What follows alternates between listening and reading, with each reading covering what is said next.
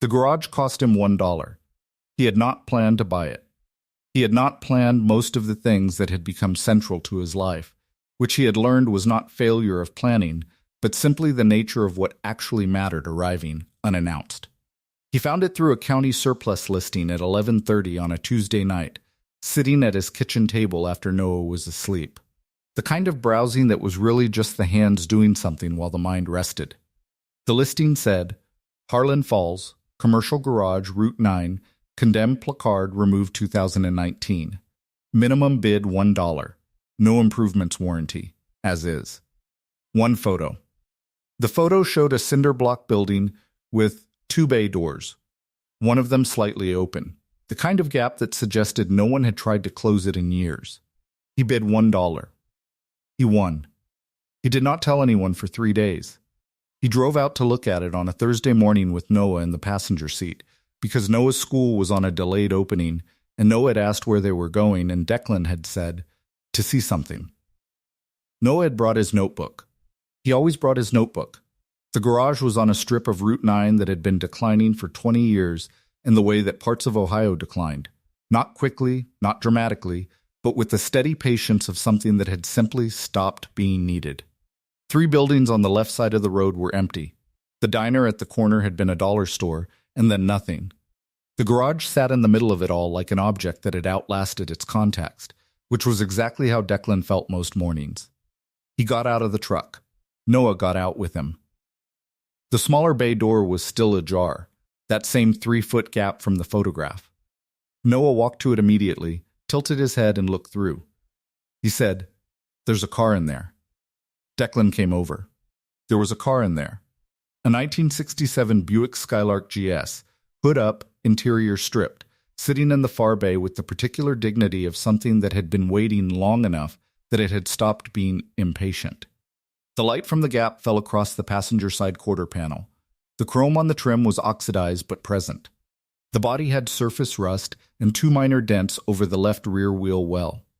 The engine block was visible from the doorway, components separated and arranged on a shop cloth that had been there long enough to become part of the floor.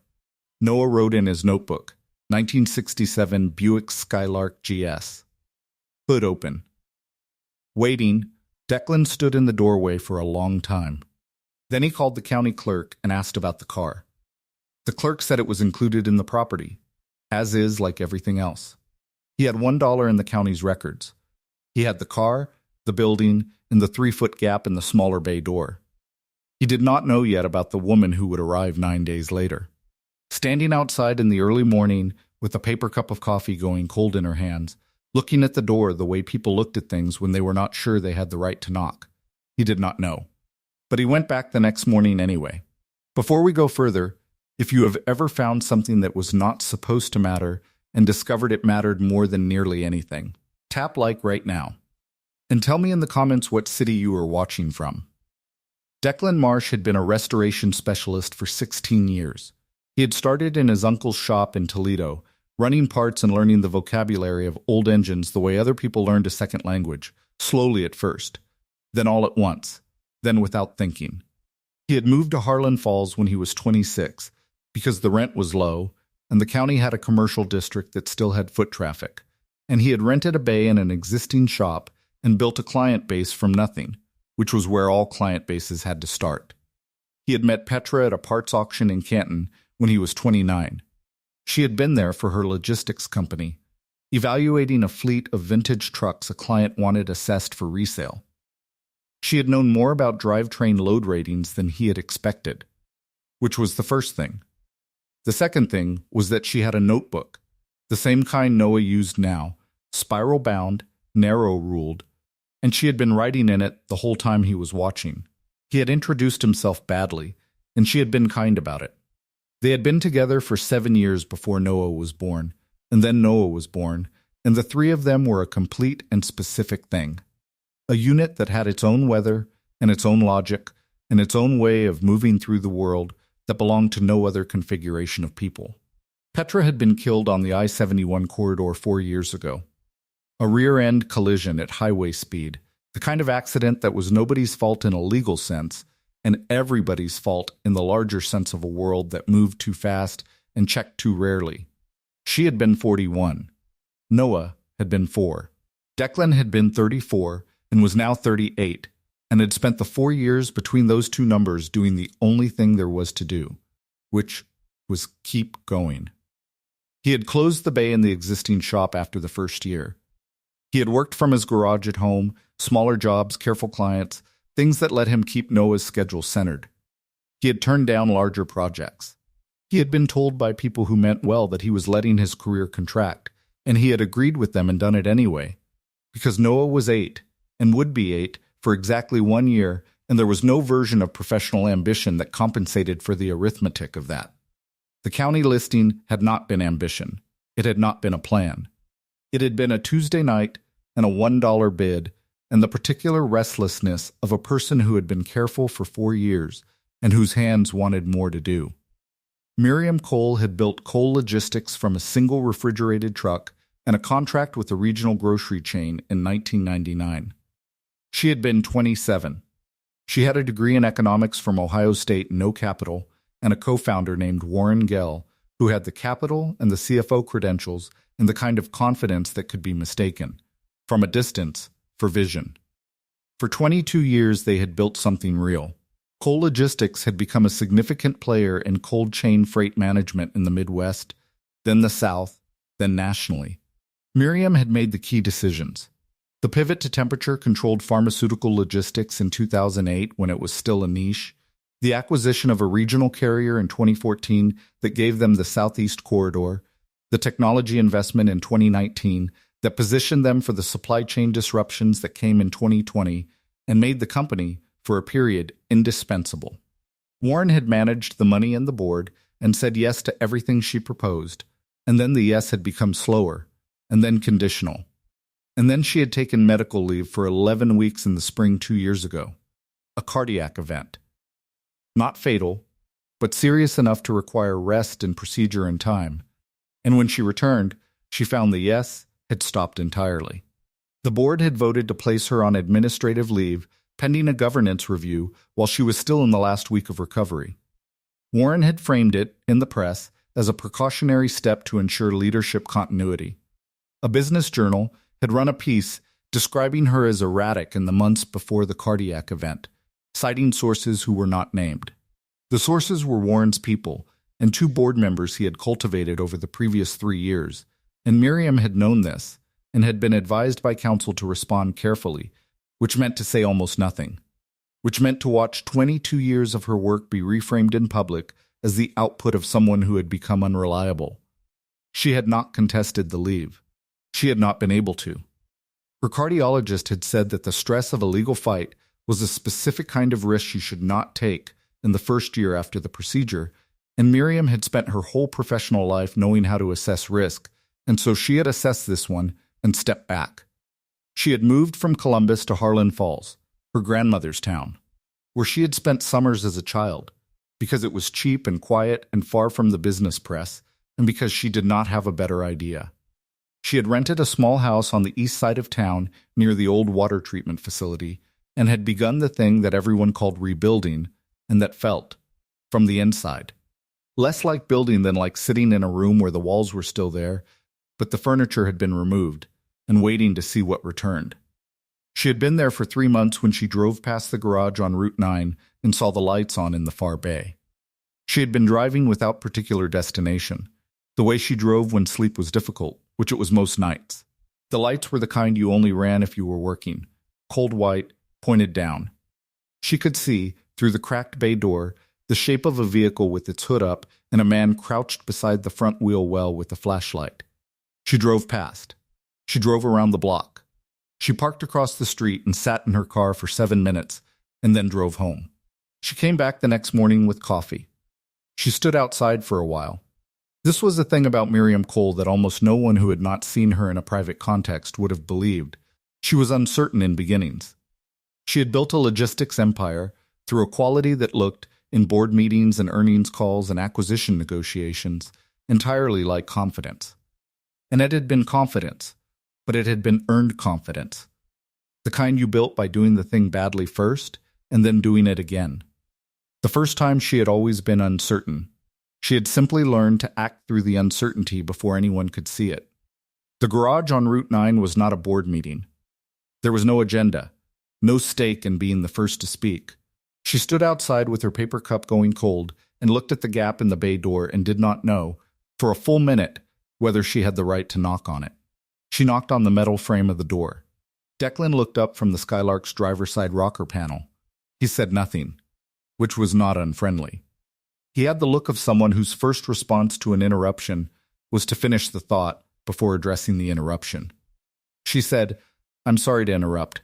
I saw the lights last night." He stood. He was taller than she had expected, which was irrelevant, and she noted it anyway. He had the particular quality of someone who spent most of his time in physical work, the economy of movement, the hands that stayed near the tools even at rest. He said, "You can come in if you want." She came in. The Skylark was more complete than it had appeared from the doorway. Up close she could see that the surface rust was surface only. The body panels were solid, no rot through. The engine components on the shop cloth were organized with a precision that suggested they had not been arranged randomly, but assessed and placed in an order that meant something to whoever had done it. She said, "How long has it been sitting?" He said, "Here? Probably 30 years. Before that I don't know yet." She said, "Are you going to restore it?" He said, "I'm going to find out what it needs first. There's a difference." She took this in. It was a precise and unsentimental thing to say, and it was also, she thought, the correct order of operations, assessment before intervention, diagnosis before treatment. It was how she had always approached a new logistics contract. You looked at what was actually there before you decided what to do with it. She said, "I'm Miriam." He said, "Declan." He did not ask what she did, or where she was from, or why she was standing in a garage on Route 9 at 8 in the morning with a cold cup of coffee. She noticed this. She said, "I don't want to take up your morning." He said, "You're not." He turned back to the rocker panel. "You're welcome to stay." She stayed for 40 minutes. She sat on an overturned 5-gallon bucket he indicated with a small gesture and watched him work the panel. He did not perform the work for her presence, did not narrate it or explain it, simply did it with the steadiness of someone for whom the work was its own sufficient thing. She drank the cold coffee and looked at the Skylark, and felt, for the first time in several months, that she was in a room where nothing was required of her. When she left, she said she might come by again. He said, "The door's open." She came back the next day, and the day after that. The pattern established itself without discussion, which was the way the only real patterns established themselves. She arrived between 7:30 and 8:30, varying with the quality of sleep, and she would either sit with her coffee or eventually help with whatever could be helped with, handing tools when he indicated them, running parts for cleaning, reading off measurements when he was under the vehicle and needed the other side. She was useful, which mattered to him in a way she understood. Being useful was not the same as being needed, and the distinction was important. On the 4th morning, Noah came with him. It was a Saturday. Noah walked in with his notebook and went directly to the Skylark, and stood looking at the engine bay with the specific concentration of a child who had found the thing they were made for. He said, "Is this a 400 cubic inch?" Declan said, "It was. We haven't checked the displacement yet." Noah wrote in his notebook. He said, "What are the numbers on the block?" Miriam watched this. The boy had his father's economy of language, and also something else, a quality of attention that was not performed, that was simply the natural posture of someone who found the world genuinely interesting. He had a pen behind his ear. His notebook was worn at the corners, in the way of something used daily. She said, "What are you writing?" Noah said, "Without looking up from the engine bay, everything I notice." He paused. "My mom used to say that if you didn't write it down, it only happened to you. If you write it down, it happens twice." Miriam was quiet for a moment. She said, "That's a good thing to say." Noah said, "She was good at saying things." He turned back to the engine. Declan had not looked up from the rocker panel, but something in the way he held the tool changed slightly, a settling. The way a person breathed differently when something landed near the thing they carried. Miriam did not ask. She filed the moment carefully and held it. By the end of the 2nd week, the garage had a pattern. Declan came every morning and most evenings. Miriam came most mornings and twice on the afternoons when she had nothing else, which was most of them. Noah came on Saturdays and on Thursday afternoons when his school let out at 2. The Skylark was progressing through assessment. The engine block was serviceable. The transmission was questionable, the body had been evaluated panel by panel, and the list of what the car needed had been written in Declan's hand on a legal pad pinned to the wall near the compressor. The list was not short. The car needed more than it appeared to need from the outside, which was true of most things worth restoring.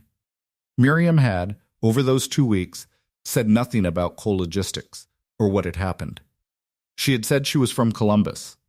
She had said she was in Harlan Falls for a while. She had not said why or for how long. Declan had not asked. On the 14th day, she arrived earlier than usual, 6:50, and found him already there. Crouched in front of the passenger side front wheel well with a trouble light and a small notebook of his own. He was not writing. He was looking at something. She said, "What did you find?" He said, "Hairline in the frame rail. Right here." He indicated with the light. "Surface. Not structural. But if I didn't look, I would have found it later, worse." She came and crouched beside him and looked at the light and at the hairline. She said, "What do you do with something like this?" He said, "Same thing you do with anything like this. You know it's there. You work around it until you're ready to address it. You don't pretend it isn't there." She looked at the hairline for a moment. She said, "I used to run a company." He said, "I figured." She said, "A logistics company. Cold chain freight. We were good." She paused. "I was good. I built it." He said nothing. She said, 2 years ago the board voted to place me on administrative leave while I was recovering from a cardiac procedure. My co-founder orchestrated it. The press characterized it as a leadership breakdown. I haven't contested it publicly." He held the trouble light steady. She said, "I don't know why I'm telling you this." He said, "Because this is a place where things can be said without requiring anything." She looked at him. He said, "A garage is like that. People say things here they don't say other places." He paused. "My wife died 4 years ago. I told the Skylark before I told my sister." He said it matter-of-factly, without drama, the way someone stated a fact they had lived with long enough to state without falling. "I was working on a 72 Chevelle at the time.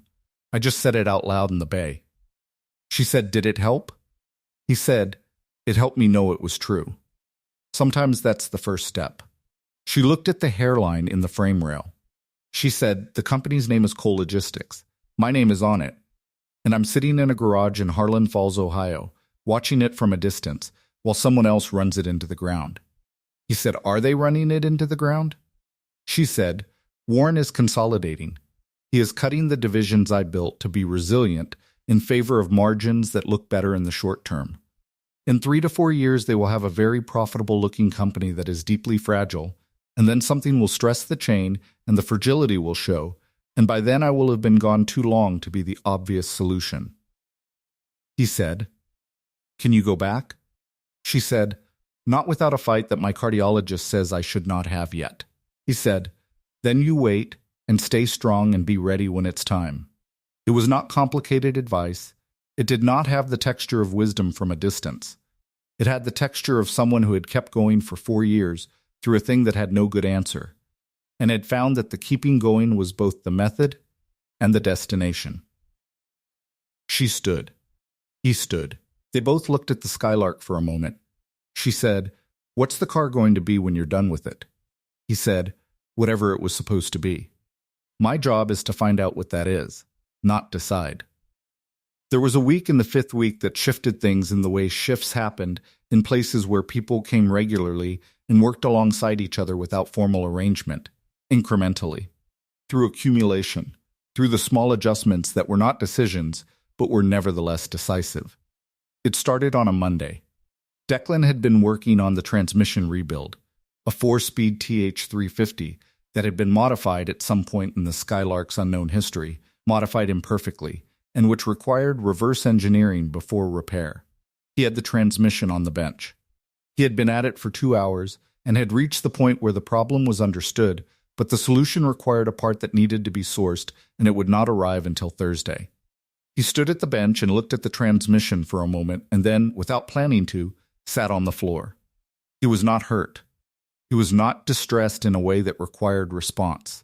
He had simply reached the specific fatigue of a person who had been doing everything alone for a long time, and whose body had briefly run out of the pretense that it was fine. Miriam had been reading off measurements from the opposite side of the bay. She looked at him. She did not ask if he was all right. She came and sat on the floor beside him, her back to the bench, and said nothing. They sat there for 6 minutes. She counted them without meaning to. Then he said, 4 years is a long time to be the only person in the house who knows where everything is. She said, yes. He said, I am good at it. I want to be clear about that. I am not someone who needs rescuing. I know where Noah's inhaler is, and what he likes in his lunch, and what the teacher he struggles with does that sets him off, and how to talk to him when the nights are hard. I know all of it. He paused. But the knowing all of it by yourself? At some point that weight is distributed wrong, and you don't feel it until you stop moving. She said, I know. He said, how do you know? She said, because for 22 years I was the person at Cole who knew where everything was. Not the financials. Warren could see the financials. The actual thing.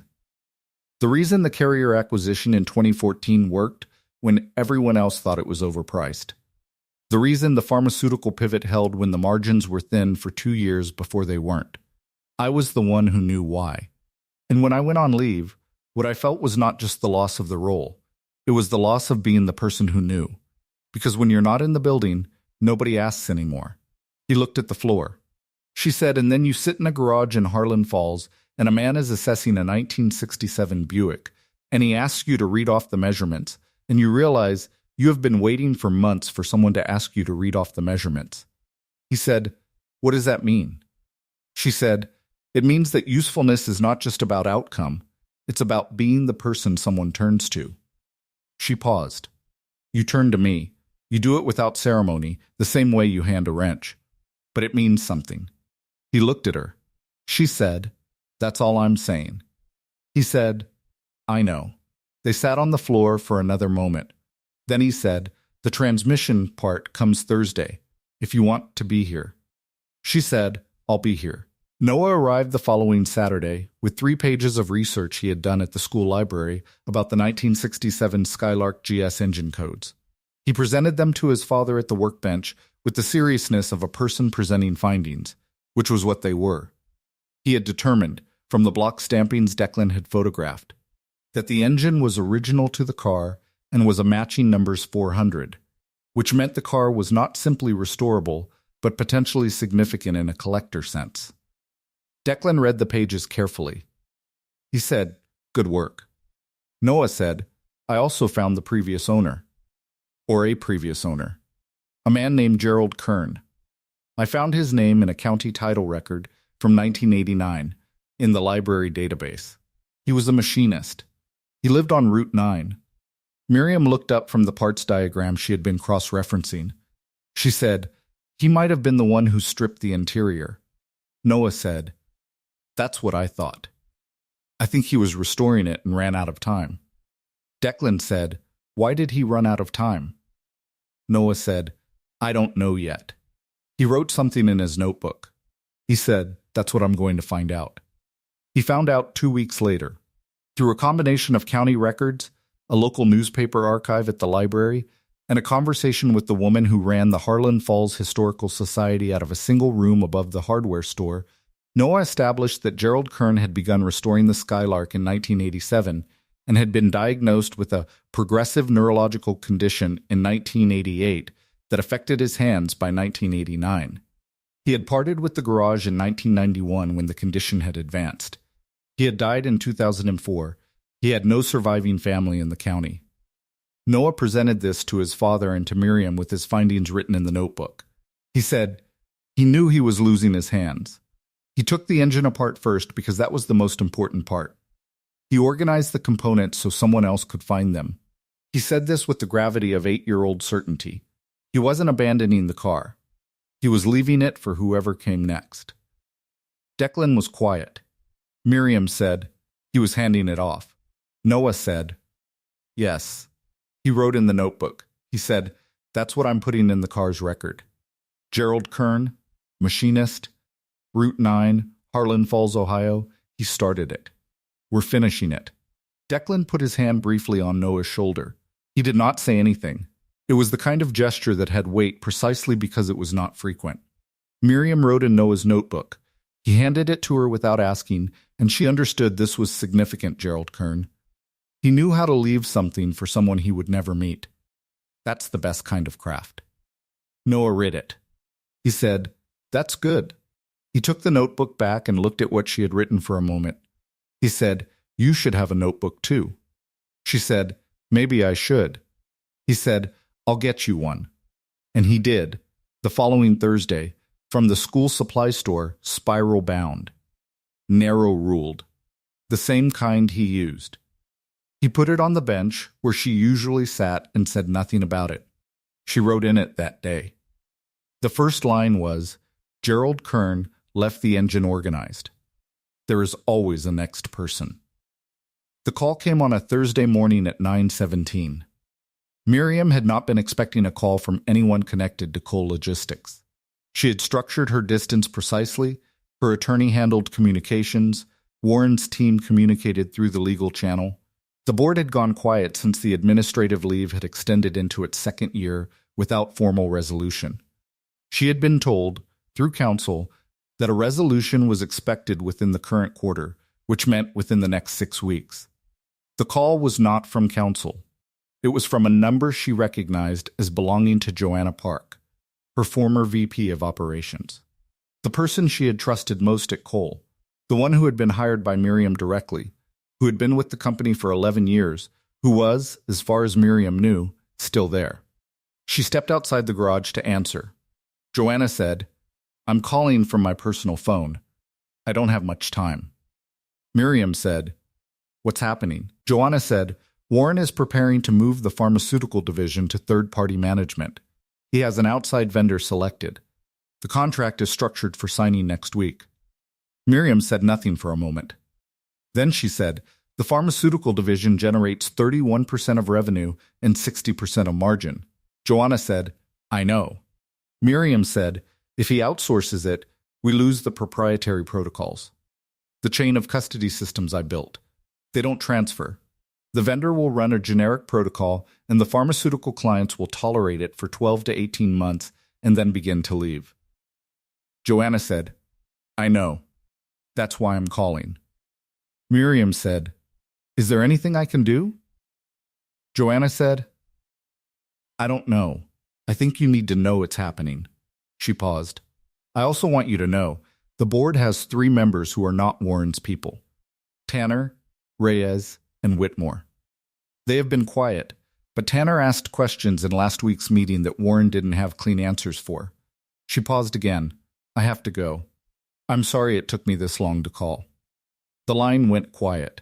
Miriam stood outside the garage on Route 9, with the phone in her hand and the morning air moving across the parking lot, and the cold weight of something that had been managed at a distance suddenly very close. She went back in. Declan looked at her. She said, "I have to tell you something." He said, "Sit down first." She sat. She told him all of it. Not the abbreviated version she had given him in the 4th week, but all of it. The full architecture of what Warren had done, the sequence of the board cultivation, the timing of the governance review relative to her medical leave, the press coverage and who had sourced it, the public record versus the private reality, and now the pharmaceutical division. The crown of everything she had built, being sold to a vendor for short-term margin. He listened to all of it without interrupting. He had the quality, which she had noticed before and now depended on, of someone who listened with their entire attention, not preparing the response while the other person spoke, but actually hearing the thing. When she finished, he said, "What do you want to happen?" She said, "I want my company back." She said it without hesitation, which surprised her. She had been circling the wanting for 2 years without saying it directly, and saying it directly had the quality of something released. I want to go back into that building with the authority I earned and the 22 years of knowing that Warren never had and rebuild what he is about to destroy. He said, "Can you do that?" She said, "Not in 6 weeks. Maybe not in 6 months. But I have been told I'm waiting for the right time, and I have begun to understand that the right time is not a moment that arrives. It's a moment you make." He said, "What would you need?" She said, 3 board members, Tanner, Reyes, and Whitmore. I would need documented evidence of the pharmaceutical decision strategic risk, presented in a form they can act on. I would need to be the person presenting it. He said, "Are you medically cleared?" She said, "For this?" "Yes, my cardiologist released me from restrictions 4 months ago." She paused. "I didn't tell anyone." He said, "Why?" She said, "Because telling people I was cleared meant deciding what to do about it. And deciding what to do about it meant—" She stopped. He said, "Meant admitting you still wanted it." She said, "Yes." He said nothing. She said, "I spent 22 years being certain. Certain about the decisions, certain about the direction, certain enough to walk into any room and say this is what we are doing and mean it. And then the leave happened, and the press happened, and I came to Harlan Falls, and I have been not certain. And I have been ashamed of not being certain." He said, "You've been sitting on the floor of a garage for 8 weeks. She said, "Yes." He said, "Did it help?" She looked at him. She said, "Yes, it helped." He said, "Then stop being ashamed of it." He paused. I sat on the floor after Petra died for 2 days before I stood up. I was not ashamed of the 2 days. I was grateful for them. They were the 2 days that made the 4 years possible. She said, "This is not the same." He said, "No. But the structure is." She looked at the Skylark. She said, "I need to call my attorney." He said, "Use the office. I'll make sure Noah doesn't come in for a bit." There was a back office in the garage, a small room with a steel desk and a window that looked into the bay, original to the building, which Declan had cleaned out in the 2nd week and which now had a portable space heater and a lamp and a coffee maker that he had brought from home. She had been using it for the past 3 weeks as a place to take calls and do the administrative work that accumulated even in a life that was supposed to be paused. She went to the office. She called her attorney. She told him about the pharmaceutical division. She told him she was ready. She said, "I want to know what it would take to call an emergency board session on strategic direction grounds. Not a governance challenge, a fiduciary challenge. I want to know if I can put Tanner in front of documentation that makes the pharmaceutical outsourcing impossible to defend." Her attorney was quiet for a moment and then said, "You would need to be reinstated, at minimum provisionally, to have standing to call the session." She said, "How do I get provisionally reinstated?" He said, 3 board members request a review of the administrative leave on medical grounds. If your cardiologist provides clearance, which you said you have, and 3 members request the review. The leave is suspended pending the board's determination." She said, "Tanner, Reyes, Whitmore." He said, "Tanner has the most seniority and the least exposure to Warren's influence. If you can get Tanner, the other 2 follow." She said, "How do I get Tanner?" He said, "The same way you got everything you ever got. You go in the room and you tell the truth." She sat in the office for a long time after the call ended. The space heater ran. The light through the window into the bay showed Declan back at the transmission bench, working with the deliberate patience she had been watching for 8 weeks. She could see the legal pad on the wall with the list of what the Skylark needed. The list was shorter than it had been a month ago. Several items had been crossed through. Things that had needed doing had been done. The list got shorter. The car got closer to what it was supposed to be. She picked up the notebook Noah had given her. She wrote, "The right time is not a moment that arrives. It's a moment you make." She did not act immediately. Not because she was afraid. She had located the fear and examined it and found it was less than it had been, but because the thing she was planning required more than courage. It required documentation, strategy, and the particular quality of preparation that distinguished a risk taken from a risk rushed. Declan gave her the office full-time starting the following week. He moved a second lamp in. He extended the Wi-Fi signal from the router he had installed in the bay, a concession to Noah's occasional need to research engine codes on school afternoons. The office became a place where she made calls and built the case for her reinstatement the way Declan built a restoration, methodically, from the assessed condition, one component at a time. She spent 4 days building the financial model. It was not difficult work for her. She had been reading the quarterly reports for 2 years, tracking the drift from the strategic direction she had set, noting the leading indicators of the fragility she had predicted. The pharmaceutical outsourcing was not a single error. It was the logical conclusion of a series of decisions, each defensible in isolation, that collectively disassembled the architecture she had built. She put the model in a format a board member could read in 20 minutes. She annotated the key points in her own voice, not the careful, managed voice of the administrative leave period, but her actual voice, the one she used when she was in a room and knew what she was talking about and was not apologizing for knowing it. She sent it to her attorney. He said, "This is very good." He said it with the particular emphasis of someone who had expected good and received better. On the Thursday of the 3rd week of this work, Noah came in on his afternoon early release. He went to the Skylark first, as he always did, and made his entries in the notebook. Then he came to the office doorway and stood there with his arms crossed and his notebook in one hand, the posture of someone who wanted to say something and was working out the approach.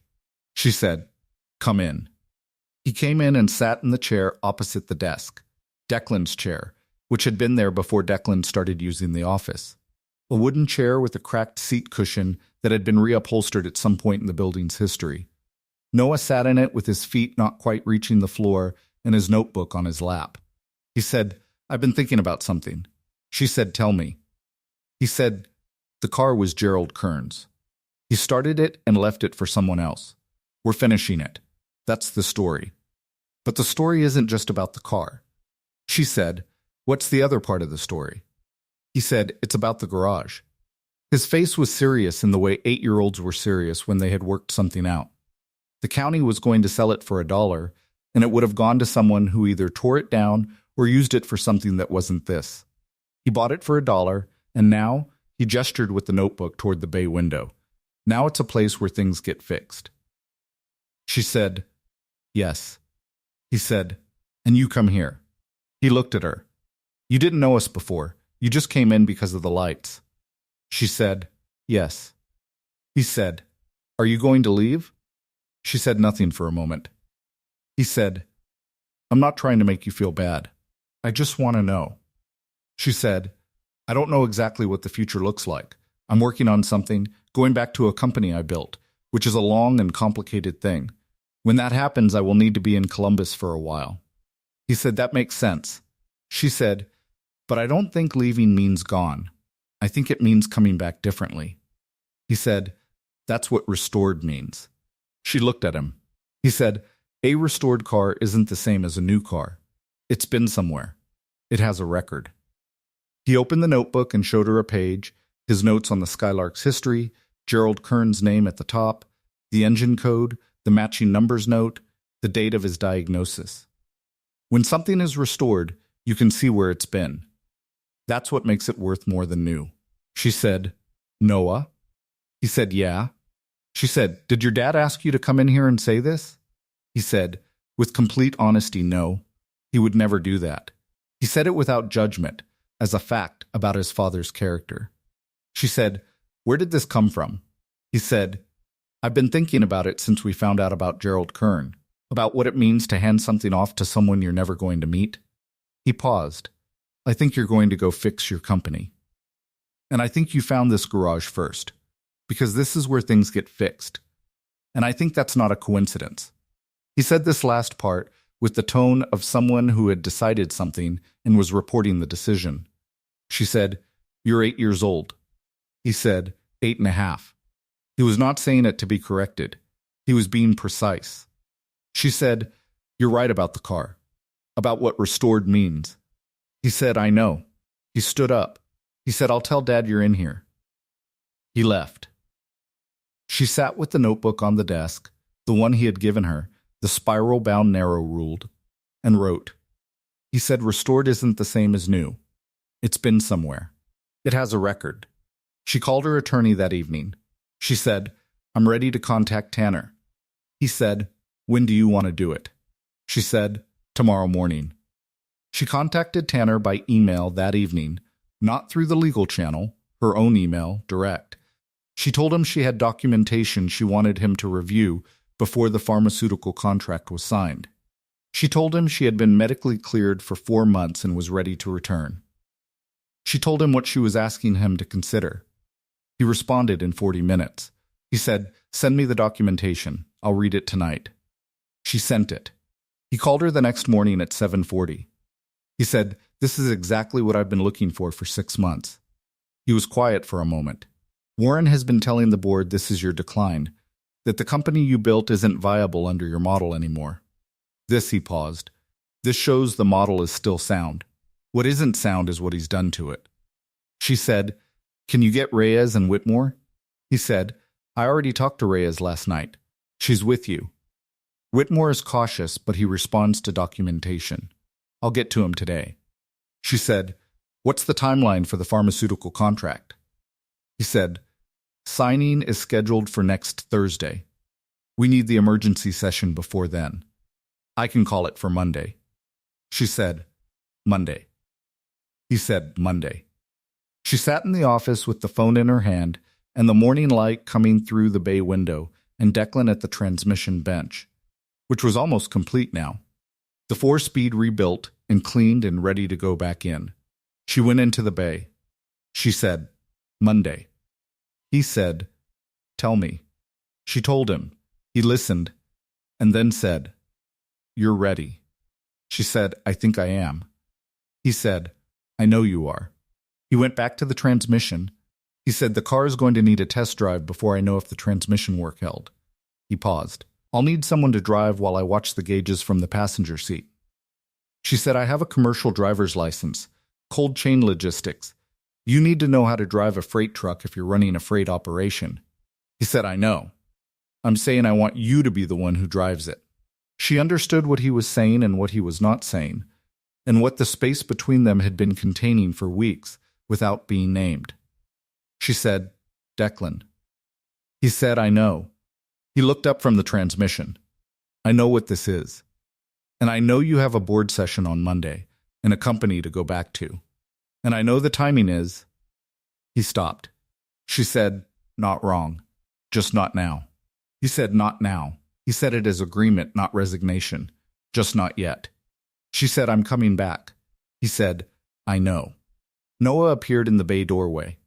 He had his notebook. He looked between them with the preternatural awareness of a child who picked up more than adults assumed. He said, is the transmission going back in today? Declan said, tomorrow. Noah said, I'll be here. He made a note. He said, what color are we painting it? Declan said, GS red. Original color. We found the paint code in the second week. Noah wrote, GS red. Original, right? He said, good. He said it with finality, the way he said things he had decided. He said, that's what it's supposed to be. The board session was on Monday at 10 a.m. in Columbus. Miriam drove up on Sunday evening and stayed at a hotel 3 blocks from the Cole Logistics building. She had not been inside that building in 22 months. She had walked past it in her mind many times, in the way you walked past things in your mind that you were not ready to return to, but she had not been inside. She spent Sunday evening reviewing her documentation, which she had reviewed sufficiently and did not need to review again, and which she reviewed anyway because the hands needed to be doing something while the mind found its certainty. The certainty was there. It had been there in the garage. It had not diminished in the drive. She thought about the Skylark. It was in the garage right now, transmission reinstalled, test-driven on Saturday with her behind the wheel and Declan watching the gauges, and Noah in the back with his notebook writing down everything the car felt like at every speed. The transmission had held. The engine had held. The car had moved down Route 9 on its own power for the first time in however long it had been sitting. And the way it had moved, not perfectly, still needing refinement in the throttle response, but genuinely, solidly, doing what it was built to do, had made all three of them quiet for a moment in the way of something witnessed. Noah had written, "It knows what it's doing." She went into the board session at 10 a.m. On Monday with her documentation and her cleared cardiologist letter and 22 years of knowing what she had built and why it worked. Warren was in the room. He looked at her with the particular expression of someone who had believed they were finished with the thing and found the thing present. He said nothing. Tanner called the session to order. He said they were meeting on strategic grounds pursuant to a fiduciary concern raised by 3 board members. He said the purpose was to review the proposed pharmaceutical division transition and to consider a formal request for reinstatement of the company's founder. Warren said, "This session has no standing." Tanner said, "The standing is in the articles, section 14, which you helped write." He said it without inflection. Miriam presented the documentation. She had 60 minutes. She used 47. She did not use the careful, managed voice. She used her actual voice, the one from before the leave, the one from the early years when she had walked into every room knowing what she was there to say and saying it. It came back with the ease of something not lost, but stored, the way a car sat in a garage for decades, and the engine, when asked, remembered what it was. She did not ask the board to see her side. She showed them the architecture of the company they had, and the architecture of the company they were about to lose, and she showed them the difference, and she let the difference speak. The vote on pharmaceutical contract suspension was 4-2. Tanner, Reyes, Whitmore, and a 4th member named Hartley, who had been Warren's appointment but who had, apparently, been doing his own arithmetic. The vote on provisional reinstatement was 4-2. The pharmaceutical contract was suspended. Miriam Cole was reinstated as CEO of Cole Logistics on a provisional basis pending a 60-day board review. Warren left the room without speaking to her. She sat in the room after the others had filtered out, just for a moment, because the moment needed to be felt before it was moved past. 22 months. The building around her, which was hers, which had always been hers in every sense that mattered, was the same building. She was not the same. She had been to Harlan Falls, Ohio, and she had sat in a garage for 8 weeks, and a man had asked her to read off measurements, and she had. She was not the same. The building would benefit from this. She called Declan from the building's lobby. He answered on the second ring. She said 4-2. He said nothing for a moment. Then he said, "The Skylark got 4-2 also, on which year to use for the interior restoration." She said, "What was the split?" He said, "Noah and me against each other." He said the 67 configurations. I said we should check whether Kern had made any changes we should honor. He paused. Noah said Kern would have wanted the original. I said Kern would have wanted what was right. Noah said those were the same thing. She said, "Who won?" He said, "He did. He usually does." He said it with the particular fond helplessness of a father who had realized his child was frequently right. He said, "Did you eat anything today?" She said, "No." He said, "There's a diner on State Street near the highway that's open late. Good pie." He said it as information, not prescription. She said, "Declan." He said, "Yeah." She said, "I'm coming back to Harlan Falls." He said, "I know." She said, "Not just to see the car finished." He said, "I know." He said it the same way he said things he had decided, without drama, with the specific certainty of a person who had looked at something from the right angle and seen it for what it was. She said, "I'll be there Thursday." He said, "Doors open."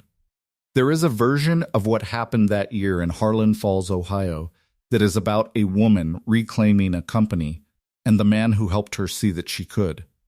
That version is true in all its parts, but underneath it, smaller and more permanent, there is this version. Gerald Kern was a machinist on Route 9 who began restoring a 1967 Buick Skylark GS in 1987 and was diagnosed with a progressive neurological condition in 1988 and lost the use of his hands by 1989. He took the engine apart first. He organized the components on a shop cloth in the order of reassembly. He left the hood up. He left the gap in the bay door. He did not write a note. He simply made the thing as findable as he could for whoever came next, and then he let it be, and he trusted the next person even though he would never meet them. This is the kind of trust that has no name in the vocabulary of business or law or formal arrangement. It lives in the garage, in the shop cloth, in the hood left open.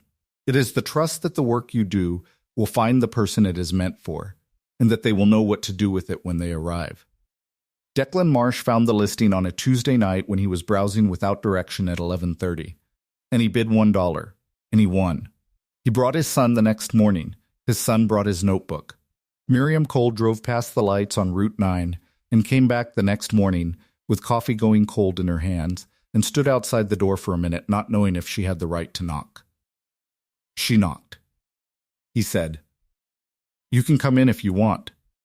What followed was not a rescue. She was not rescued. He was not her answer, and she was not his. She was a CEO who had been forced out of her company and needed to find her certainty again, and he was a single father who was restoring a car by himself and had been carrying everything alone for 4 years. And they found each other in the most unremarkable place: an abandoned garage, a $1 bid, a county surplus listing. And they helped each other in the way that people helped each other when they were both actually present. She showed up every morning. She read off measurements. She sat on the floor when he needed company. She used the office he gave her to rebuild the case for the company she had built. He listened without requiring anything from the listening. He said, "You are ready," when she had stopped saying it to herself. Noah handed her a notebook. He said, "You should have a notebook." She wrote in it from the first day. The Skylark was finished in the spring. GS red, original color, matching numbers. Gerald Kern's engine returned to what it had been. Noah wrote the complete history of the car in his own notebook. Gerald Kern, machinist, Route 9. The diagnosis, the organized components, the gap in the door.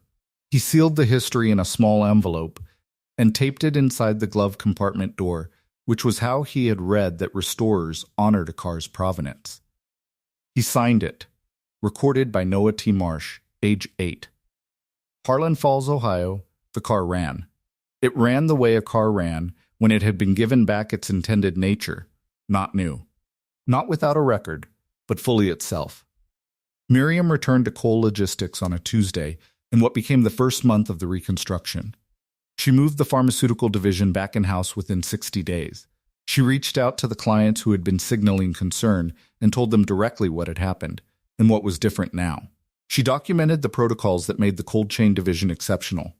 She found the people inside the company who had been carrying the knowledge while she was gone, and she named them and elevated them and told them in rooms that they were the reason the company still had what it needed to rebuild. Warren resigned in the 4th month. She did not celebrate this and did not mourn it. She acknowledged it as a fact and continued. She drove to Harlan Falls on Thursday evenings. She and Declan had the specific kind of relationship that resisted quick description, which meant it was real, which meant it had its own speed and its own vocabulary and its own way of moving through time that did not require other people's names for it. Noah had accepted her presence the way he accepted the presence of things he had decided were right, completely, without ceremony, with the occasional reference to it as evidence of something he had already concluded. He finished 3 more notebooks that year. The 4th one he dedicated on the inside cover for Gerald Kern, who left the hood up, for Miriam, who knocked, for my dad, who opened the door. He was 9 when he wrote it. He was already the person he was going to become.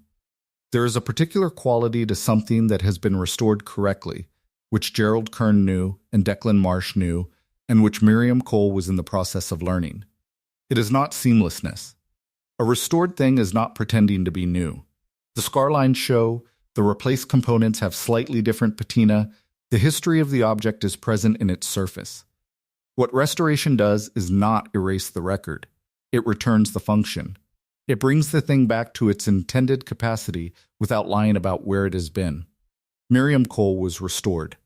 Not to the person she had been before the cardiac event, and the leave in the press, and the 22 months of sitting in rooms where the furniture had been removed. That person had not known what she knew now. She was restored to something with more record. The Harlan Falls months, the garage on Route 9, the morning she stood outside a cracked bay door, not knowing if she had the right to knock. The man who said, "You can come in if you want." She had come in, she had read off the measurements. She had sat on the floor when the floor was what the moment needed. She had written in the notebook. She had called the board member and sent the documentation and walked into the room and said what she knew. She was not the same. The company would benefit from this. The Skylark sat in the garage bay, finished, occasionally started on cold mornings by Noah with his father's supervision, running correctly, all four wheels on the ground, GS red in the light from the corrected bay door. Gerald Kern had taken the engine apart in 1988 and organized the components in the order of reassembly and left the hood up for whoever came next. Whoever came next came. They looked from the right angle. They saw what was actually there. The rest followed. That is always how it goes. The work finds the person. The person finds the door. They knock. The transmission work took 11 days from diagnosis to completion. This was not slow.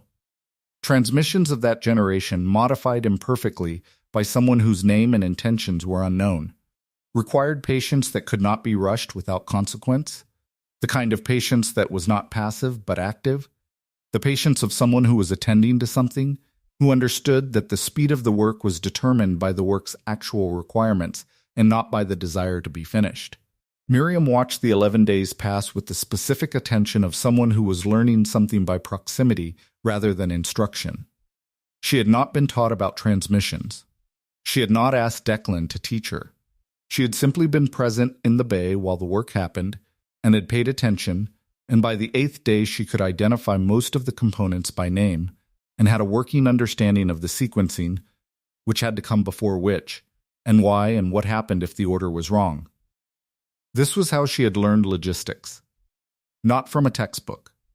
From being in the room where it happened. She had been in her grandmother's garage at 16 when a neighbor had been doing a brake job on a Chevrolet pickup, and she had stayed and watched for 4 hours when she should have been somewhere else, and she had understood, watching, that the work of maintenance was in the scene. The ability to look at a component and know its condition, know what it needed, know the threshold between serviceable and worn. The neighbor had let her bleed the brake lines when the job was done. She had done it correctly on the first try. Her grandmother had asked that night why she had stayed so long at the neighbor's garage. Miriam had said, "I wanted to see how he knew when it was right." Her grandmother had said, "That is always the question. How does anyone know when it is right?" She thought about her grandmother in the Harlan Falls garage in a way she had not thought about her in years. Her grandmother had been a woman of Harlan Falls her whole life, had grown up here, married here, raised her children here, watched the town change and not change and change again. She had been a precise and particular woman who said less than she knew and expected the people around her to pay attention. Miriam had been told by people who had known them both that she was like her grandmother. She had taken it as a compliment when she was young, and then forgotten about it when the company took over, and now, in the garage. In the town her grandmother had lived in all her life, she was taking it as a compliment again. Her grandmother had known how to wait. She had said, once, when Miriam was young and impatient about something that the details of had long since dissolved, "The right time is not the one that is convenient, it is the one that is ready. You cannot rush readiness. You can only be there when it arrives." Miriam had not understood this when she was young. She had understood speed and initiative and the competitive advantage of moving faster than the other person. She had built a company on these qualities. They were not wrong qualities, but they were not the whole of it. The garage was teaching her the rest of it. She came in on the 9th day and found Declan at the bench, with the transmission in pieces. A specific subassembly in front of him that he had been over 3 times, and his jaw set in the way she had learned to recognize as the look of someone who had found a problem that was going to require a decision. She said, "What is it?" He said, "The input shaft. There's wear I didn't see on the first pass. It's within spec, but it's at the edge of spec." She said, "What does that mean?" He said, "It means I can put it back in and it will probably be fine. Or I can source a replacement shaft, which adds 2 weeks and $240, and no, it's definitely fine." She said, "What would Gerald Kern want?" He looked up at her. She said, "I'm not trying to be sentimental. I'm asking practically. He organized the engine components so whoever came next could do the job right. He left it as findable as he could. What does that say about how he would have made this decision? Declan looked at the input shaft. He said, he would have replaced it. She said, I know. You're going to replace it. He said 2 weeks. She said, I'll be here. He ordered the shaft that afternoon. It arrived on a Thursday. He installed it over the following weekend with Noah present for all of Saturday and most of Sunday. When the transmission was fully assembled and back on the bench, and Declan ran through the preliminary checks, and the alignment was correct and the operation was smooth, Noah made a note in his notebook, and then drew a small star next to the note, which was his symbol for things that had come out exactly right. Miriam asked him once what the criteria for the star was. He said, it has to have been hard and also have been worth it. Simple things don't get stars. Things that were hard but didn't matter also don't get stars. Stars are for hard and worth it. She thought about the company. She thought about 22 months. She thought about Monday. She wrote in her notebook, hard and worth it. That's the criterion. The 5th week brought the body work. This was different from the mechanical work. Slower in some ways, more visible in its progress. The kind of work that produced a result you could see from across the bay. The surface rust came off first, panel by panel, with a combination of mechanical and chemical treatment that Declan explained once and she understood sufficiently to follow. The 2 dents over the left rear wheel well required attention that was more art than mechanics, heat and pressure, and the particular patience of reforming metal to a shape it had held and been pushed away from, coaxing it back. She watched him do the wheel well dents on a Wednesday morning and felt, watching, that she was seeing something she had needed to see. The metal remembered its original shape. It had been pushed. It had not forgotten. Given the right pressure, from the right place, it came back. She said, does it always come back? He said, if you haven't pushed it past the point of return, yes. He worked the panel with a body hammer, gentle and specific. The key is knowing where that point is. If you go past it, you can still repair, but you're doing something different. You're not restoring, you're reconstructing. She said, how do you know the difference? He said, feel and experience. Mostly experience. He looked at the panel. You build a sense for how far the material wants to go. He said it without making it about anything other than metalwork, which was how he said all the things that turned out to be about more than metalwork. She wrote it in the notebook. The material remembers its shape. You're not pushing it somewhere new. You're returning it. The panel came back. The dent was not invisible. There was a faint shadow if you looked in the right light from the right angle, but it was not a dent anymore. It was a surface that had been through something and had come back. Noah noticed the shadow. He said, you can still see it a little. Declan said, yeah. Noah said, good. He wrote it in his notebook. He said, you should be able to see it a little. That's honest. Declan looked at his son. He said, exactly right. Miriam said nothing. She wrote it down. Expansion, Part 4 continued. What Declan carried there was a night in the 6th week that she stayed later than usual. It was a Friday. Noah was at his aunt's, Petra's sister, who lived in Canton and took Noah twice a month for a weekend, which was a gift that had kept him connected to his mother's family and also given Declan the occasional 2 days of different quiet. It was the kind of arrangement that had grown out of love and necessity and that required no formal acknowledgement to be the generous thing it was. She had stayed late because they were doing the primer coat on the driver's side panels, and the work required consistent temperature in the bay, and it had taken longer than the estimate. By the time the primer was down and the bay was clean, it was nearly 9. Declan made coffee from the maker in the office, the good kind, which he only made when he was working late, and they sat on the rolling stools near the Skylark with the coffee and the particular quiet of a building at night when the work was done. He said, can I ask you something? She said, yes. He said, the company. Cole Logistics. Do you love it? She said, yes. He said, what does that mean, loving a company? She thought about it. She said, it means that when I picture the people who work there, the drivers, the dispatch coordinators, the cold chain specialists, I know their faces. Not all of them. But enough. She paused. It means that when a client calls with a problem, I feel it the way you feel something that matters, not the way you feel something you are obligated to address. She paused again. It means that the best things about it, the pharmaceutical protocols, the carrier relationships, the way we design the chain of custody systems, those things are ideas I had at 3 in the morning and built into something real. They belong to me the way something belongs to you, when you've made it. Not legally. Actually, he said, that's a real answer. She said, what did you ask? He said, I asked because I wanted to understand what you're going back to. Not the board or the shares or the position, what you actually love. She said, why does it matter to you? He said, because the thing you love is the reason you're going to be good at going back. Not the anger at Warren, not the vindication, the love. He looked at the Skylark. You can restore a car out of anger. You can make it technically correct, get all the specs right, do all the work by the manual. But a car restored out of love looks different from a car restored out of anger. I don't know how to explain it. You can see it.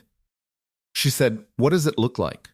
He said, like the person doing it cared whether it was beautiful. Not just correct.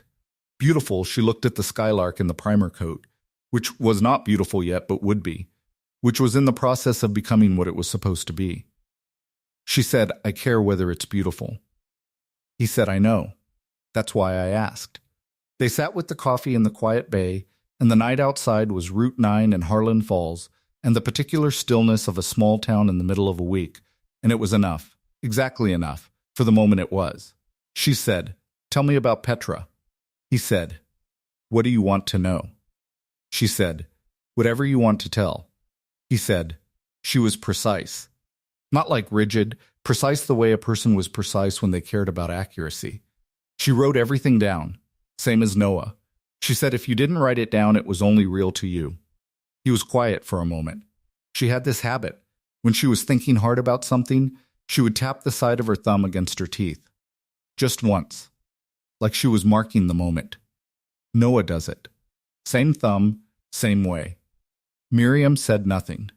He said, the first year I kept seeing him do it. He stopped. Then he said, I don't think I ever told anyone that. She said, thank you for telling me. He said, she would have liked you. He said it simply, as a fact he had assessed and concluded. She would have said you were too careful about taking up space. She would have said it the way she said things she meant, once, clearly, and then she would have given you about 24 hours to think about it before she said it again. Miriam said, she sounds like someone worth knowing. He said, she was. They were quiet for a while. The coffee cooled. He said, I don't want you to think that what has happened here, you coming in and what we have built in these weeks, that it is a replacement for anything, for her or for what you had at Cole. He said it without looking at her, looking at the Skylark. I want to be clear about that. She said, I know. He said, I am saying this because I mean it, and because people assume things. She said, I know what this is, Declan. I have known for a while. He said, what is it?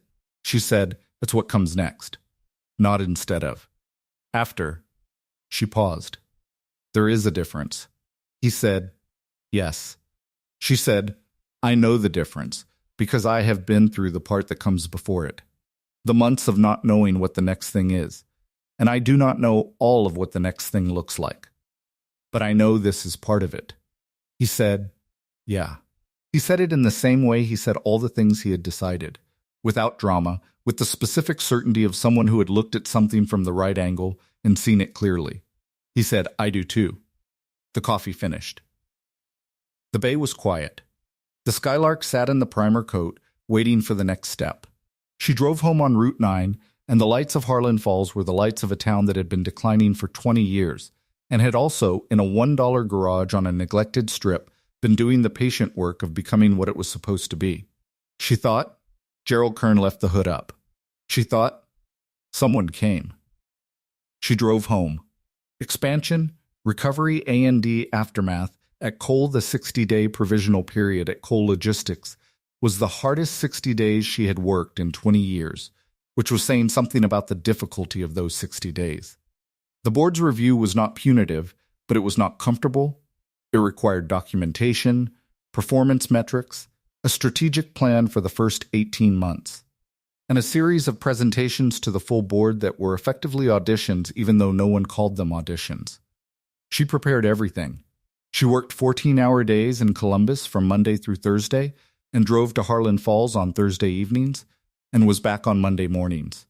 The drive was 4 hours. She made it 8 times in the 60 days. The Skylark was painted on the third Thursday of the provisional period.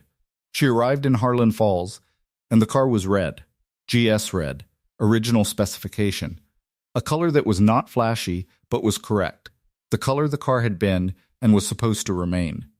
Declan and Noah had done the final color coat that afternoon. The car was under a protective cloth to cure properly, and when Declan pulled back the corner of the cloth for her to see, the red was the red that the car had always been. Returned. She said, "Oh." He said, "Yeah." Noah said, "Gerald Kern would have known the color. He would have recognized it." She said, "Yes." They were quiet together for a moment. She said, "I need to tell you something. The board is going to confirm me. Tanner has told me informally. The vote is next week." He said, "Good." She said, "After that, I'll be in Columbus full-time for a while. The reconstruction is going to require sustained presence." She said it as a statement, not an apology.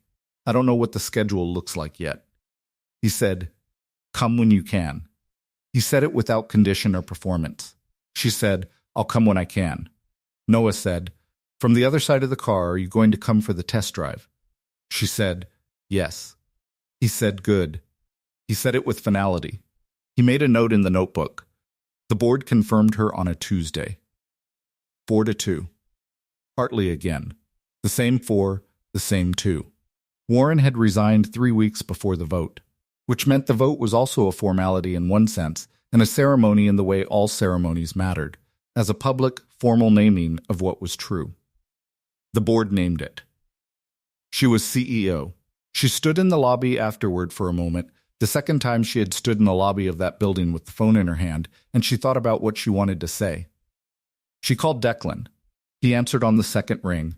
She said 4-2. He laughed. She had heard him laugh before, but not exactly like this, the warm, unguarded kind, the kind that came from being genuinely, simply happy about something. He said, "I'm going to put the Skylark through its first real road test this weekend. I want you there." She said, "I'll be there." The test drive was on Saturday morning. She drove. He was in the passenger seat with his hand on the door handle and his eyes on the gauges. Noah was in the back with his notebook, recording everything. They went out Route 9 and then turned north on the county road and then east, and then came back down the road that ran along the old freight corridor, the same road her grandmother had driven her on 30 years ago, showing her the town.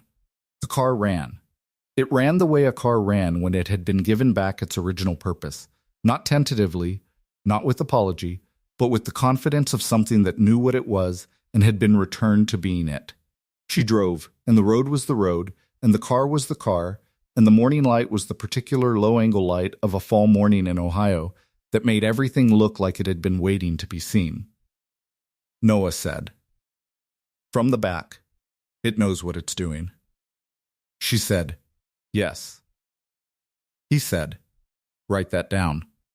She said, "I will." She drove the long way back to the garage. There were weeks in the middle of the restoration that did not have landmarks. No discovery, no decision, no moment that could be pointed to as the day something shifted.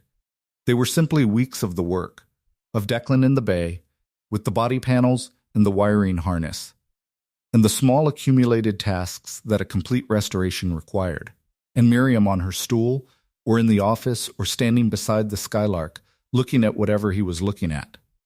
These weeks were the ones she came to value most, in retrospect. At the time, they did not feel significant. They felt like the space between significant things, the breathing room between events. It was only later, when the events had concluded and the thing that had been built in those weeks had become visible in its full shape, that she understood those weeks were not the space between things. Those weeks were the thing.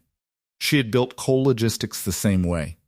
Everyone remembered the pivots, the pharmaceutical move in 2008, the carrier acquisition in 2014, the technology investment in 2019. These were the landmark events. But the company had not been built in the landmark events.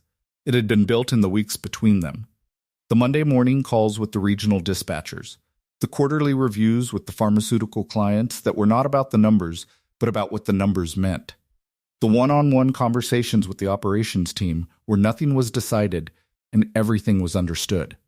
The accumulation of presence and attention and care that was not dramatic and was not documented and was not covered in the business press and was the actual load-bearing structure of everything. She had forgotten this. Or rather, she had known it, and then the company had become large enough that her relationship with it had changed. She had moved upward, into the strategic layer, and the weeks had been replaced by quarters, and the quarters had been replaced by years, and the granular texture of the daily work had been mediated by reports and summaries, and the managed distance of senior leadership. She had still been good at the work, but she had lost the feel of it in her hands. The garage gave it back. She could not have articulated this while it was happening. She could only say that the weeks in the bay, with the smell of primer and metal and coffee and the specific vocabulary of the work, returned her to a relationship with the labor of building something that she had not known she had lost. On the Wednesday of one of these middle weeks, she was reading off measurements for the door alignment, a tedious task that required one person to hold the door at a precise angle and one person to measure and call the number, and Declan said, 0.5 millimeter low on the rear edge. She said, "How much adjustment does that need?" He said, "It needs about a quarter turn on the lower hinge." "It's not wrong, but it's not right either." She said, "What's the difference?" "In practical terms." He said, "In practical terms, nothing. The door opens and closes. In terms of the car being what it's supposed to be, everything," he adjusted the hinge. "Now check." She measured. She said, "Even." He said, "Good." She said, "You would have left it wrong if I hadn't been here to hold the door." He said, "I would have come back to it. It bothers me." She said, 0.5 millimeter. He said, "It's not about the millimeter. It's about whether the car is as right as it can be." He closed the door. The door closed with the particular solid sound of a door that was aligned correctly, a sound that was noticeably different from the sound a door made when it was close but not right. He said, "Hear that?" She said, "Yes." He said, "That's the difference. You can't measure that. You can just hear it." She wrote it in the notebook. The difference between close and right is not always measurable. Sometimes you can only hear it. She called the operations team at Cole Logistics that afternoon, not to give direction. She was not yet reinstated, but to listen. She asked Joanna Park to walk her through the last quarterly call with the largest pharmaceutical client. She listened for 40 minutes without saying anything and then asked one question. "When you say the response times have been variable, can you tell me which of the handoff points is generating the variability?" Joanna said, "The secondary validation step at the Eastern Distribution Center." Miriam said, "That was a step I added in 2017. It has a specific sequence. Is it being run in sequence?" Joanna was quiet for a moment. She said, "I don't know." Miriam said, "Find out." Joanna called back that afternoon. The sequence was not being run correctly. A procedural change made during her leave had collapsed 2 steps into one in a way that was 90% correct and 10% wrong, and the 10% was generating the variability, and the client was noticing. Miriam wrote in her notebook, 0.5 millimeter low on the rear edge. Not wrong, but not right. She wrote, "The sound of a door that is right." She sent Joanna a corrected procedure document that evening. Expansion. Noah A&D, the notebook Noah, had 3 systems in his notebooks. The first system was observation. What he saw and when he saw it, written as plainly as possible with no interpretation. The second system was question. Things he did not understand and wanted to find out, written as actual questions with a blank space after them for the answer. The third system was conclusion. Things he had decided, written in capital letters, which was how he distinguished a conclusion from an observation. He showed Miriam these systems on a Saturday in the 5th week, when she had asked him what the marks next to the entries meant. He explained them with the seriousness of a person presenting a working method that they had developed and refined and believed in. She said, "The capital letters are for decisions." He said, "For things I've decided are true." He said it carefully. Observations might be wrong because you missed something. Conclusions are things I've checked. She said, "How do you check them?" He said, "I sit with them for a few days. If they're still true after a few days, I write them in capitals." She said, "What happens if one turns out to be wrong?" He said, "I cross it out." He showed her. There were a handful of crossed-out capital letter entries in the current notebook. He said, "I don't white it out, I cross it out so I can still see what I thought, and remember why I was wrong." She said, "That's excellent practice." He said, "I know." He said it without pride, as a simple fact. He said, "You should do it too." He looked at her notebook. "What's your conclusion system?" She said, "I don't have one." He said, "You should develop one." He said it with the benign authority of someone who had thought about this and had a recommendation. Otherwise, you don't know what you actually believe, you just have thoughts. She said, "How long did it take you to develop the systems?" He said, "About 2 years. I'm still refining." He made a note. He said, "I think you could develop yours faster because you're older and you've made more decisions. You know what your errors look like already." She said, "You think knowing your errors makes the system easier to build?"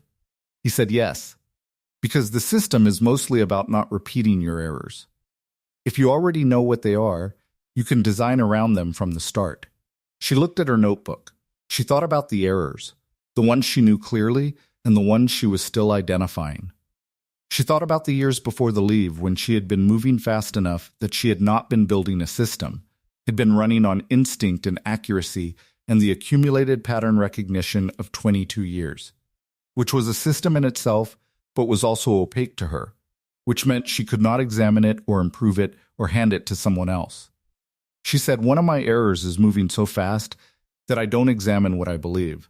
I act on it without checking whether it's still true." He said, "That makes sense." He wrote something. He said, "So your system needs a checking step." She said, "Yes." He said, "How long should the checking step take?" She said, "For me, probably overnight. I need to sleep on things before I trust myself." He said, "Write that down." She wrote it down. She wrote, "Checking step. Overnight minimum. Do not trust same-day conclusions." He looked at it and nodded, the nod of someone reviewing another person's work and finding it sound. He said, "That's a start." She said, "Thank you, Noah." He said, "You're welcome." He turned back to the engine bay. He said, "The carburetor is original." I looked it up. "That's important." She said, "Why is the carburetor being original important?" He said, "Because it means the car was never abused. People abuse cars and then replace the carburetor so the next buyer can't tell. Original carburetor means whoever drove this car drove it right." He made a note. Conclusion, original carburetor, capitals, checked, she said, Gerald Kern drove it right. He said yes. He wrote, Gerald Kern drove it right. Capital letters. She wrote the same thing in her own notebook. Not in capitals. She had not checked it long enough yet. She slept on it that night. In the morning it was still true. She wrote it in capitals. Harlan Falls was the kind of town that noticed things without announcing its noticing. The people who had lived there for decades had developed the particular social economy of small places. The awareness of who was new and who had returned, and who was a regular at what building at what time of day, without turning that awareness into an agenda. They simply knew, and filed the knowledge, and waited to see what it meant. Miriam had been in Harlan Falls for 3 months before she started going to the garage, and in those 3 months she had been unremarkable in the way she had intended. A woman from somewhere else, renting a house on the east side.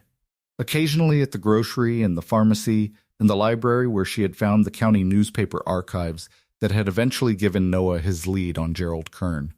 She had not introduced herself and had not been asked to, and the town had accommodated this the way small towns accommodated people who needed to be left alone for a while, by leaving them alone. The garage changed this gradually. She was seen there in the mornings, her car parked across from the bay, the lights on inside. The woman at the feed supply 2 buildings down had mentioned to the woman at the insurance office that the new lady from Columbus was spending mornings at Declan Marsh's place. The woman at the insurance office had said she had noticed. Neither of them said anything about it in any register that was not neutral, because Declan Marsh was known in Harlan Falls the way people were known who had been through something significant and handled it well. Which was to say he was known with a particular warmth that did not intrude. One morning in the 7th week, a man named Dale Pruitt came to the garage. He was in his 70s, a retired machinist who had worked at the Harlan Falls tool and die plant for 30 years before it closed in 2003. He stood at the bay door and looked at the Skylark and said, "Is that a GS?" Declan said, "Matching numbers 400. Dale Pruitt said, "I'll be damned." He came in and looked at the engine for a long time without touching anything, with the reverence of someone who knew what they were looking at. He said, "I knew Gerald Kern." He said it without preamble, and the way people said things in small towns that they expected to need no setup. Declan said, "Noah found his name in the title records." Dale said, "Good kid." He looked at the engine. Gerald was the best machinist I ever worked with. His hands were, he stopped. His hands were something. He looked at Declan's hands and then at Miriam. He said, "Who's she?" Declan said, "This is Miriam. She's been helping with the project." Dale said, "You know cars?" Miriam said, "I'm learning." Dale said that's the right answer. He looked back at the engine. Gerald would have liked knowing someone was finishing this. He came back twice more that week and 3 times the following week, and on the 2nd Thursday he brought a photograph, a Polaroid, edges softened with age, of Gerald Kern standing beside the Skylark in what was clearly the same bay, the same placement. Though the photograph was from sometime in the late 1980s, and the bay had been different then, more cluttered. And Gerald Kern had been young in the way that people were young when you could still see who they would become. He was holding a wrench. He was not looking at the camera. He was looking at the car. Noah received the photograph with both hands and turned it over. On the back, in handwriting that was not Dale's, it said, "G. Kern, Bay 2, Route 9, 1988. Noah said, "This goes in the car." He made a copy of the photograph at the library. The librarian made it for him without being asked, sensing something about the request, and put the copy in the envelope in the glove compartment with his own record, alongside the original document he had written. He gave the original photograph to Dale Pruitt, who had not expected to get it back and who stood for a moment with it in his hands without saying anything. Then he said, "Gerald would have been glad." He said it clearly, as a fact. He said it twice. He would have been glad. Miriam wrote in her notebook that evening, "The town held Gerald Kern for 30 years. It was waiting for the car to be finished so it could say so. She thought about Cole Logistics. She thought about the people there who had been holding the knowledge of what the company was supposed to be for 22 months, carrying it without being able to act on it, waiting for the person who had built it to come back and give them the authority to do what they already knew how to do. She thought, they held it. They are still holding it. She was going back to people who had been carrying something for her. She wrote, "Go back quickly. They have been holding it a long time." She told him on a morning in the 9th week. It was early, she had not slept well, which was normal, and she had come to the garage at 6:40 rather than her usual 7:30. He was already there, which was also normal. He was at the workbench with a cup of coffee and the wiring diagram for the instrument panel, which was the last major remaining system. The body was finished, painted, GS red and correct. The drivetrain was complete. The wiring was the last thing. She said, "I'm going to call my attorney today and tell him I am ready to move." He said, "I know." She said, "I've been ready for longer than I've been saying." He said, "I know that too." She said, "Why didn't you say anything?" He said, "Because it wasn't mine to say." He looked at the diagram. Ready is a thing you know about yourself. Other people can see the signs of it, but they can't pronounce it for you. She said, "What signs did you see?" He said, 3 weeks ago you stopped explaining yourself."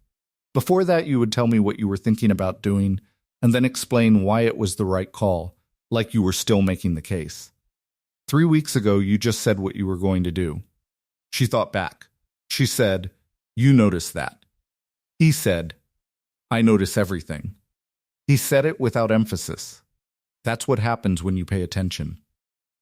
She said, "Declan?" He said, "Yeah." She said, "What are we doing here?" "The two of us." "What is this?" He said, "We are two people who have both been carrying things alone for too long." He said it without any quality of performance.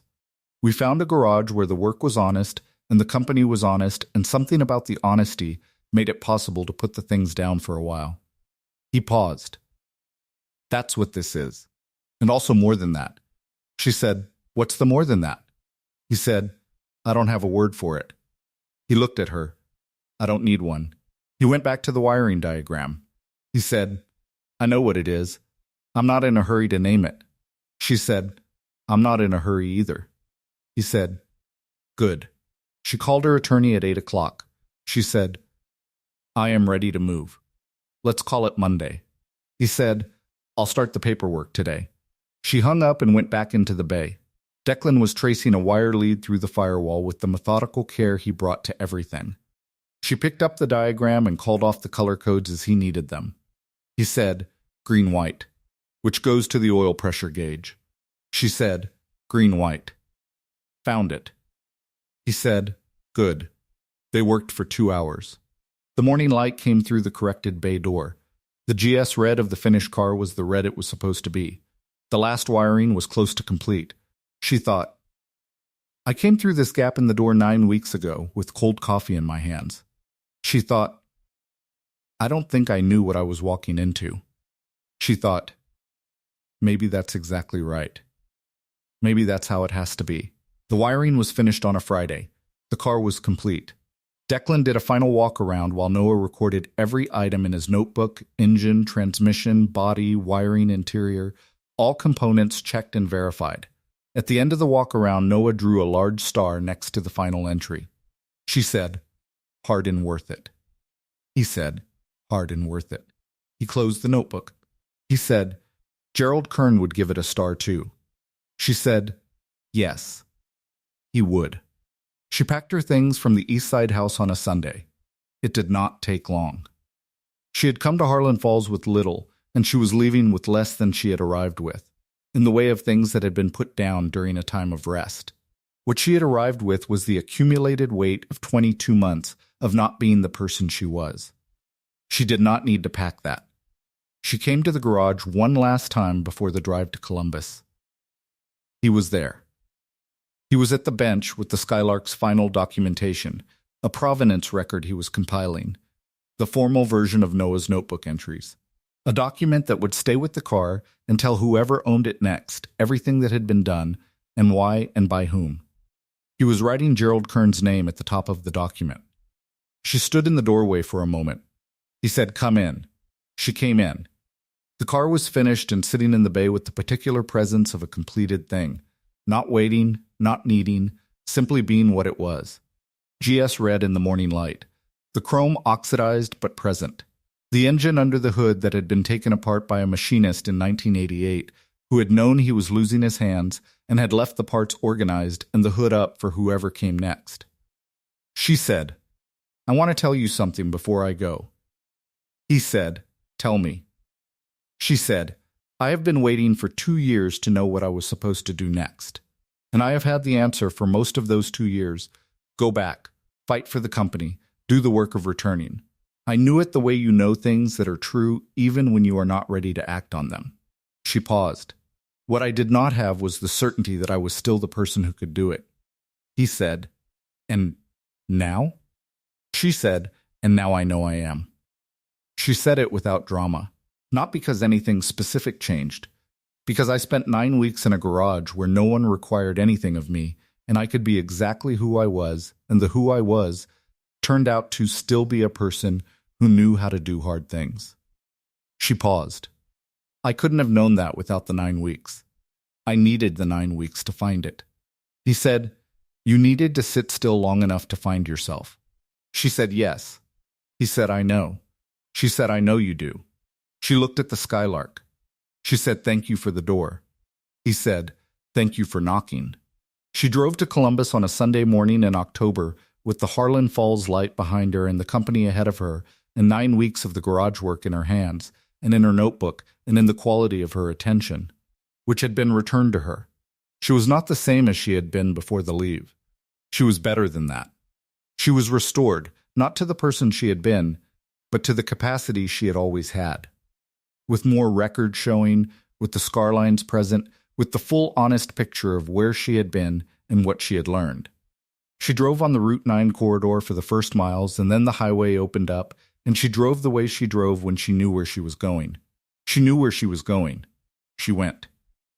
The word restoration is used loosely. It is applied to houses and ecosystems and paintings and relationships and careers and people who have been through things.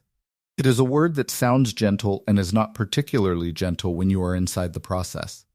The process of restoration is the process of examining everything that is present, determining what is original and what has been modified and what has been damaged and what has been lost entirely, and then making a series of decisions about what to do with each category. Some things come back. The engine of a car that has been sitting for 30 years, when the compression is assessed and the seals are replaced and the fuel system is cleaned and the ignition is timed correctly, runs.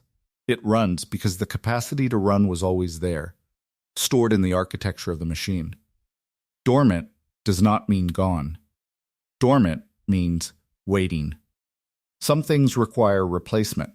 A hairline in a frame rail that has progressed too far does not restore. The material is too compromised. You cut it out and put in new metal, welded correctly, finished so the repair is present, but not dominant. The repair is part of the record. You do not hide it. You do it right, and you leave it in the history of the car. Some things are gone and cannot be recovered. Gerald Kern's hands were gone. The years the Skylark sat in the bay were gone. They were not brought back. What was brought back was the purpose, the car's ability to be what it was built to be, to do what it was made for. The years sat there were not erased. They were part of the record. A restored car that had sat for 30 years carried that in its surfaces, in the specific shade of the chrome, in the quality of the body's grain. That was not a flaw. That was the truth of the thing. Miriam Cole was restored. She returned to Cole Logistics with 22 months of absence in her record, in her face, in the quality of how she moved through the building. She did not try to act as though the absence had not happened. She acknowledged it once, in the first all-hands meeting she called after reinstatement, by saying, I was gone for 22 months. I know what happened here in those months. I know what you carried. I am back because of what you held, and the first work I am going to do is to make sure you know that I know that. The room was quiet. Then a woman in the third row, a dispatch coordinator who had been with the company for 14 years, a woman Miriam had hired directly, a woman who had learned the pharmaceutical protocol from Miriam herself in a conference room in 2009, started clapping, not demonstratively, steadily, and the room followed. Miriam said, All right, let's go back to work. They went back to work. The pharmaceutical division was returned to in-house management within 60 days. The protocol was recertified. The clients who had been signaling concern received direct calls from Miriam, in her own voice, with the specific knowledge of their specific accounts that only she had and that no one else could have replicated. Most of them said the same thing. We were waiting for you to call. She called. They stayed. Declan drove to Columbus once in the first month, not to check on anything, simply to be there, to see the building she had talked about for 9 weeks, to understand the context. She met him outside, and they walked around the block because she was not ready to take him in yet. The building was still too new in its return to quality. And he understood this without her saying it. They walked and she told him about the all-hands meeting and the dispatch coordinator and the clapping, and he listened with the full attention she had come to rely on. He said, She was waiting for you the whole time. She said, They all were. He said, They knew you were coming back. She said, I don't know how. He said, because you built something real. Real things have a creator who belongs to them. They could see the creator in the work even when the creator wasn't there. She looked at the building. She said, I see it in your garage, you know. The work you do. It's yours. You can see you in it. He said, good. That's how it should be. They had coffee, and he drove back to Harlan Falls, and she went back into the building. And the building was hers. And the work was the work. And the months ahead were the months ahead. Noah called her on a Tuesday in November. He had her number from a Saturday at the garage when Declan had been under the Skylark, and Noah had needed to ask her a question about something she had seen in an engine diagram and had not been sure how to describe it to his father from the other side of the car. He had put her number in his phone under Miriam. He said, I finished the 4th notebook. She said, what was the last entry? He said, I wrote about the test drive. He paused. I wrote, conclusion, the car knows what it's doing, in capitals. She said, you check that one. He said 3 times. He paused. I also wrote something else. She said, tell me. He said, conclusion, some things are worth being patient for. In capitals. She said, that's true. He said, I know. That's why it's in capitals. She said, what notebook are you starting next? He said, 5. He paused. I'm going to dedicate it to Gerald Kern. She said, that's exactly right. He said, I know. She said, Noah. He said, yeah. She said, tell your dad I said the company thanks him. Not me. The company. Because of the garage. Noah was quiet for a moment. Then he said, he'll know what that means. She said, I know he will. He said, okay. He said it with finality, the way he said things that were complete. He said, I'll tell him. She went back to the work. The building was hers. The people were the people she had built it with and for. The company was not what it had been. It was not as naively fast, not as confidently certain that nothing would break.